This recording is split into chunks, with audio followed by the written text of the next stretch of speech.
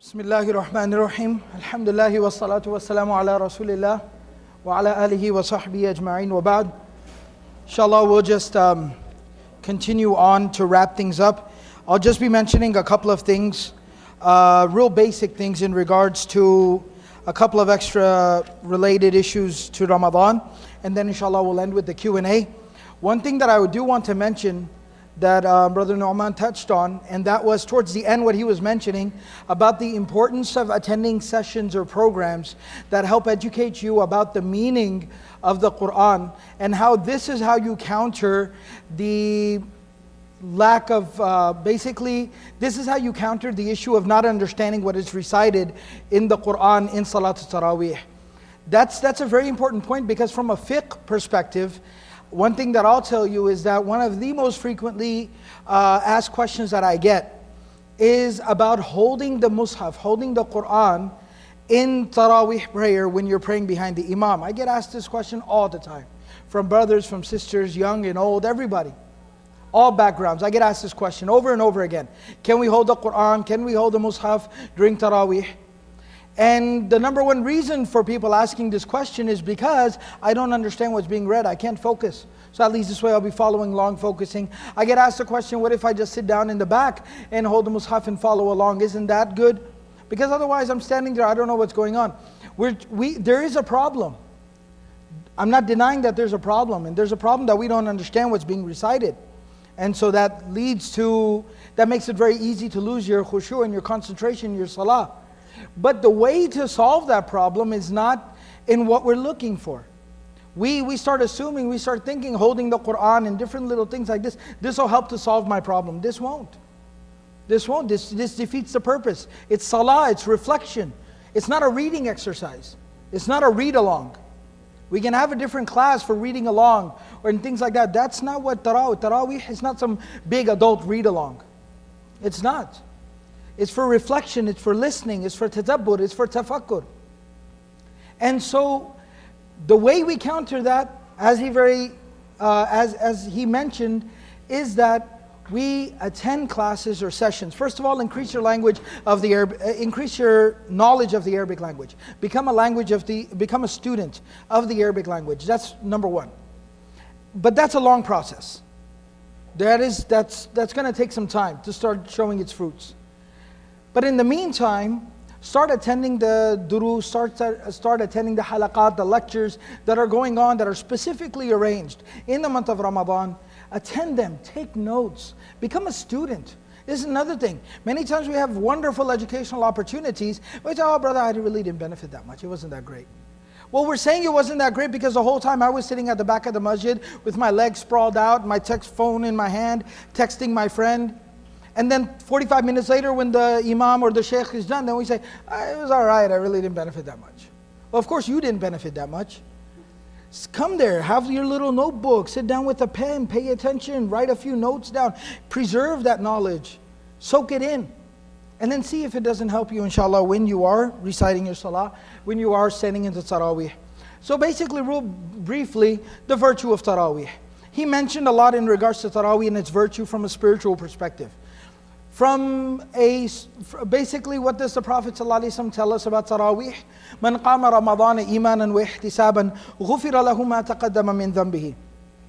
The Prophet ﷺ, he says, whoever stands in the month of Ramadan, throughout the month of Ramadan, performs his Qiyamul Layl, his Taraweeh, he performs it with consistency throughout the month of Ramadan, and he does it with iman, and he does it knowing that Allah subhanahu wa ta'ala will reward him for this, that no matter how late it gets, and no matter how long it gets, and no matter where he has to be at what time in the morning, he sticks with it, and he knows that I'll be rewarded. The greater my difficulty becomes, the greater my reward will be. غُفِرَ لَهُ مَا تَقَدَّمَ مِنْ ذَنْبِهِ. All of his sins will be wiped off, and all of his sins will be forgiven. Such a wonderful opportunity.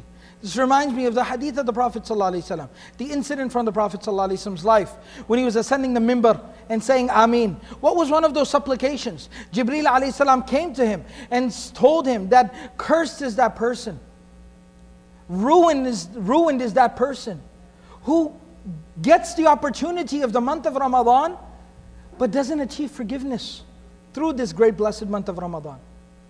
that person is the true loser. Wasted opportunity. So therefore, inshallah, stick with the Taraweeh prayers. The history, the brief history, there's a whole discussion here, by the way, of 8 verses 20 and how many rak'ah to be prayed. I'm not going to get into that. That is not just for any other reason. I'll give some specific reasons. One other reason is, mashallah, it is still a fiqh discussion. There is knowledge there. There are evidences and resources and opinions and a whole discussion there. But alhamdulillah, like I mentioned in regards to the moon sighting issue, we did do a detailed class on this issue, a presentation on this issue last year. And once again, you'll find the recordings for that either on the Khalifah Masjid website, or you can even find them on the Muslim Matters website. That's fully uploaded there.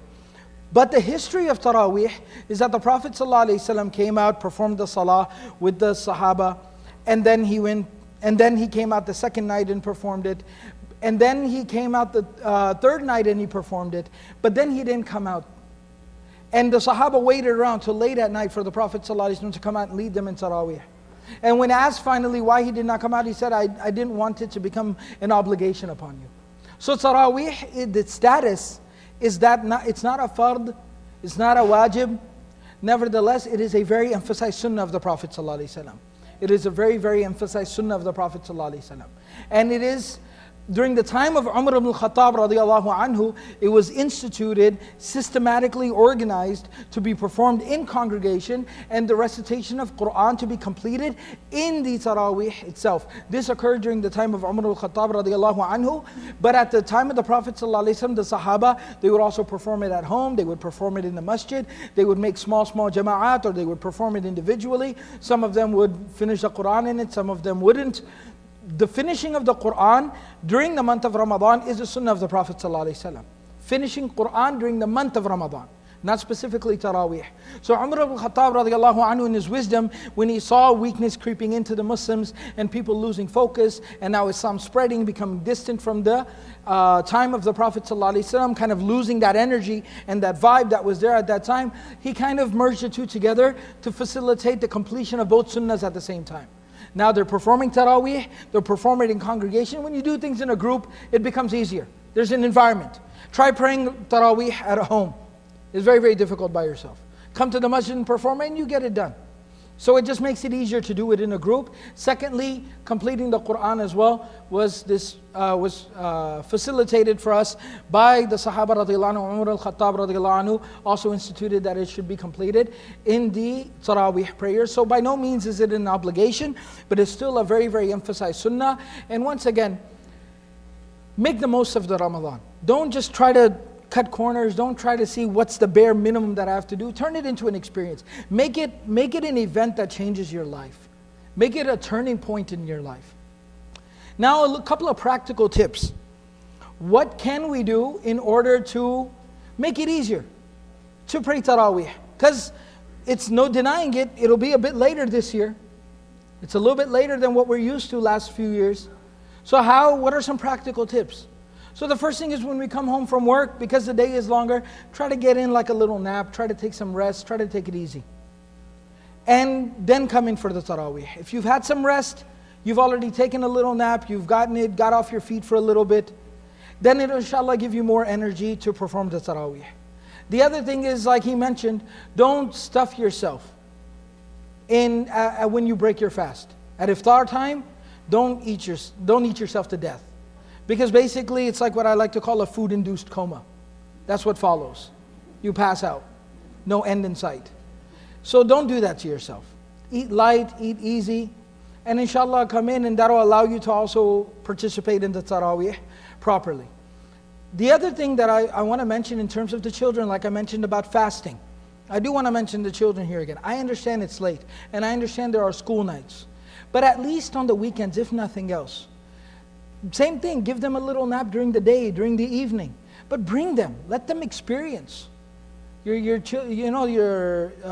elementary school aged kids, and even your teenagers and your youth, bring them, let them experience Ramadan.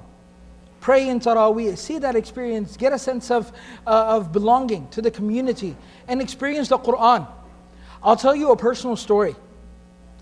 My whole motivation to study and to learn Quran and then study other Islam and Arabic and Islamic knowledge and everything else, my first motivation was when I was really, really young, from the age of like 4 or 5.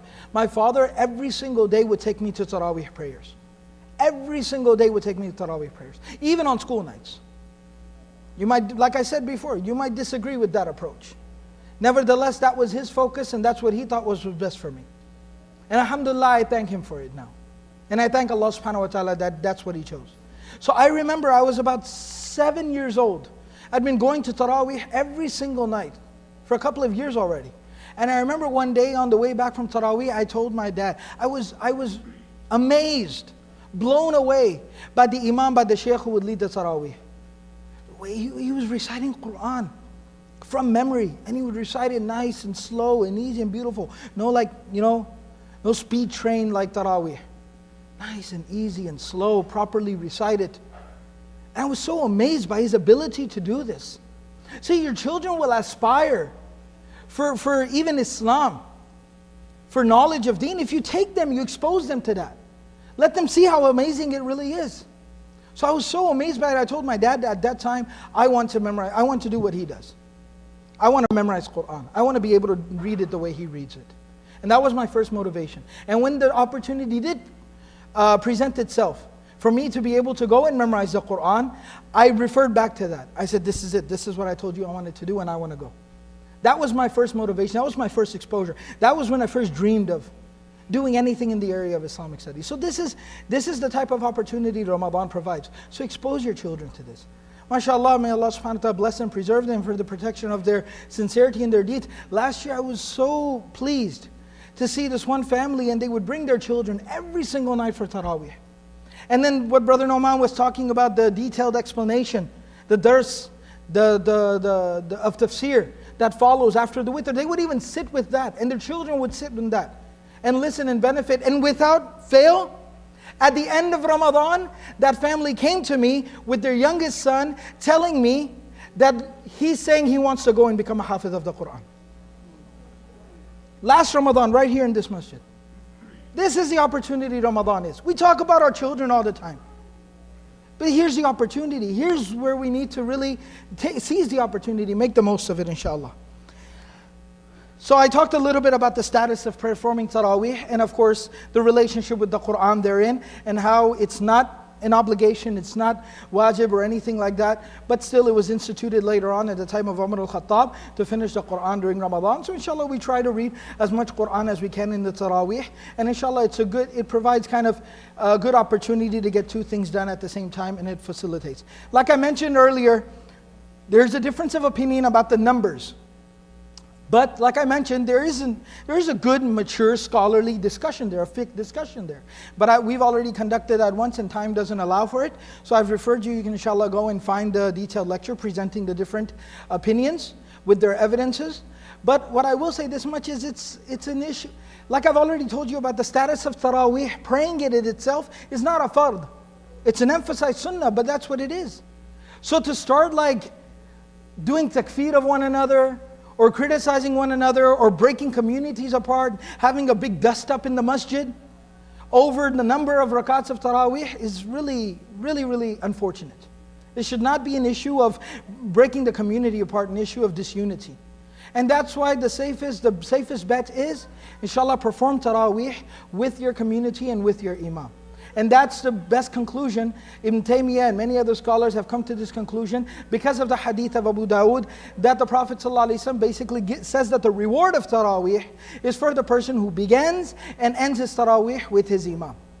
With the person leading the salah. So go to your masjid, participate in your Taraweeh, and inshallah benefit from the blessings therein, and don't make this a focal point of the difference in the community, inshallah.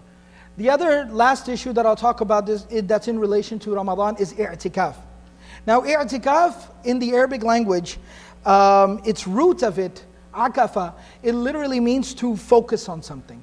It means to turn your complete attention towards something.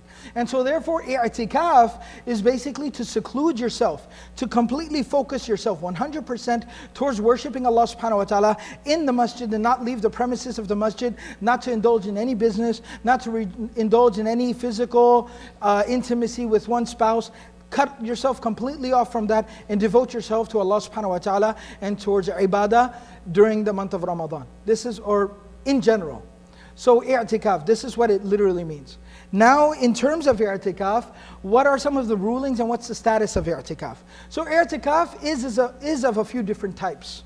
There is a sunnah, there's no fard i'tikaf, there's no wajib i'tikaf, there's a sunnah or a nafil. Meaning there's a recommended i'tikaf, and then there's one that's completely voluntary. The recommended i'tikaf is to do it in the last 10 nights of the month of Ramadan. Allama Zuhri, rahimahullah, Imam Zuhri, he says that what has happened to the Muslims? What's wrong with Muslims? And he's talking about his time. He's talking about basically just about 100 years after, not even 100 years after the passing of the Prophet ﷺ. He's saying, what's wrong with the Muslims today?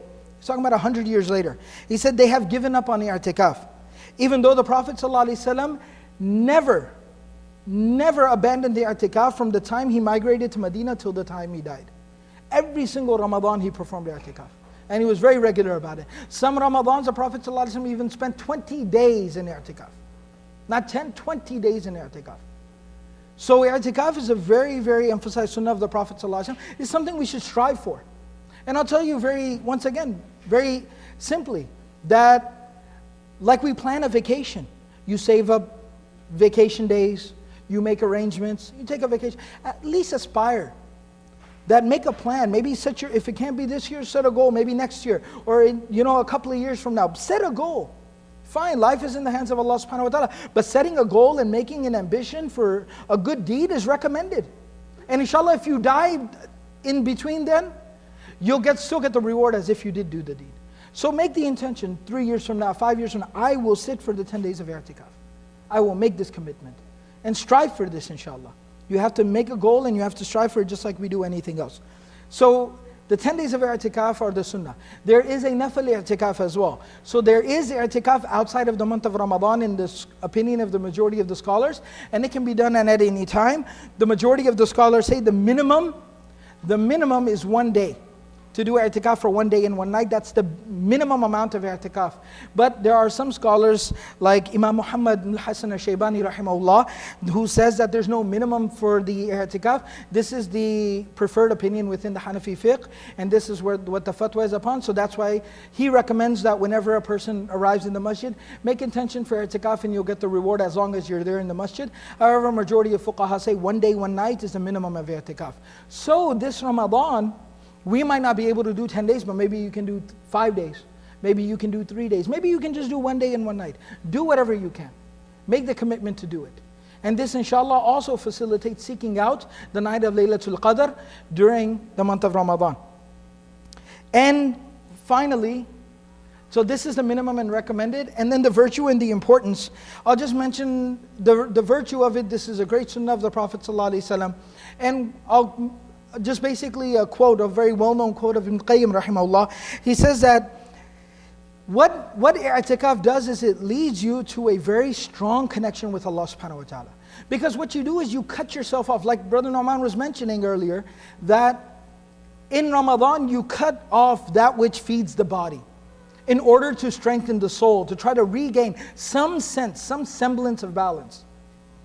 Similarly, i'tikaf also helps establish that, because throughout the year, our priorities are other things and other people and other issues. And we're so much more connected to other people than we are to Allah subhanahu wa ta'ala. We feel such a strong connection to everyone, except for Allah subhanahu wa ta'ala. So i'tikaf provides us an opportunity to distance ourselves from business, from family, from all these things, in order to strengthen that connection to Allah subhanahu wa ta'ala. And he said it's also a training. It's literally a preview of the loneliness that a person will have to experience in their grave. Because each and every single one of us has to die one day. We'll leave this world one day. And each and every single one of us will be placed in our grave, will be laid in our grave all by ourselves. and the dirt will be poured on and they'll walk away. This is tough to swallow, tough to talk about, tough to listen to. But this is the reality, this is the truth. Each and every single one of us is marching towards that day. We'll be left all by ourselves. All by ourselves in our grave alone. This will help us prepare for that day. This will help us, give us a preview of what that will be like. When you're here all by yourself, and your children, and your wife, and your business, and your home, and your bed, everything is there. And you're here alone in the masjid. It's a preview. It'll give you a sense of that. Detachment and connecting to Allah subhanahu wa ta'ala. So take this opportunity, try to do i'tikaf, make a niyyah, make an intention for i'tikaf, inshallah, for whatever amount is possible for you, inshallah, this year. And then, like I said about Laylatul Qadr as well, this will help facilitate us seeking out the night of Laylatul Qadr. Even in terms of Laylatul Qadr, I'm not going to get into the details of it. Inshallah, now we'll open it up to the basic Q&A and whatnot. But I will just say one thing. A lot of misconceptions that people have. Imams generally talk about it. Inshallah, your imams and khatibs will be addressing it and talking about it throughout the month of Ramadan. But try to seek out the proper knowledge of how to seek the night of Laylatul Qadr. Okay, it's not just the 27th night. Okay, so seek it, learn about it properly, go past whatever has been told or what you heard in customs and traditions, and get the proper knowledge, get the proper understanding of how to seek out this night. The best way to understand it here and now, very simply, it could be any night from amongst the last 10 nights. So seek it out. And there are other hadith that kind of lend more whatever strength to maybe it being one of the odd number nights and whatnot. We don't have time to discuss all of that, but still move past this impression of just this 27th night and that's it. That's why what happens, even compared to, mashallah, in Ramadan, generally masjids are much more packed than they are throughout the rest of the year. But on the 27th night, it's like, well, we don't even have any room to park. It goes crazy. That's fine, mashallah. It's good everyone is here. I'm happy they're here. I'm not going to drive people out. Get out of here, out of the masjid. I'm not going to drive people away, but inshallah come with that same energy throughout the whole last 10 nights. Inshallah, to seek the night of Laylatul Qadr. May Allah subhanahu wa ta'ala give us the ability to practice all of this. May Allah subhanahu wa ta'ala give us the ability and the insight into this information, allow us to practice this. And like I mentioned at the beginning, I'll mention real briefly here at the end again. These are very important lessons. Very, very important lessons. Because we've been fasting for so many years. But do we really know, are we sure that we've been fasting properly? That they've been accepted? That we've fulfilled the rights of the fasting upon us? Have we really benefited from the month of Ramadan as we should be? Inshallah, this year let's change that. The other thing is, inshallah, from now, we don't have a lot of time left, but we still have some time left. Start, inshallah, increasing your activities from now. Get your wheels spinning, get your wheels turning before, so that you don't burn out a week into Ramadan.